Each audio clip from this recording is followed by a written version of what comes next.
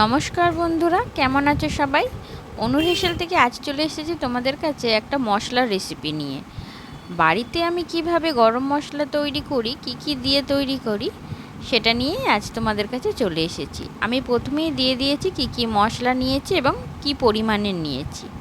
এই সমস্ত গোটা মশলাগুলোকে একদম কম আঁচে শুকনো তাওয়াতে বা কড়াতে বেশ ভালো করে 3 থেকে 4 মিনিট একটু ভেজে নিতে হবে। তবে বেশি ভাজা চলবে না, যদি মশলাটা পুড়ে যায় তাহলে তার গন্ধটা বা টেস্টটা নষ্ট হয়ে যাবে। মশলাগুলো ভাজা হয়ে গেলে মশলাগুলোকে একটু ঠান্ডা করে নিতে হবে। তারপরে মিক্সচার জারেতে দিয়ে গুঁড়ো করে নিতে পারেন, বা যদি শিলনোড়াতে গুঁড়ো করতে চান তাহলে শিলনোড়াতে গুঁড়ো করে কোনো এয়ারটাইট কন্টেনারেতে বা এয়ারটাইট বোতলে আরও রেখে দিলে অনেক দিন ভালো থাকে। আর এই মশলাটা বিরিয়ানি করলে বিরিয়ানিতেও দিতে পারেন, খুব সুন্দর গন্ধ আসে। আজকের রেসিপিটা কেমন লাগলো জানাতে কিন্তু ভুলবেন না। সকলে খুব ভালো থাকবেন, আর যদি ভালো লেগে থাকে তাহলে একটা লাইক কমেন্ট শেয়ার করে দেবেন। টাটা।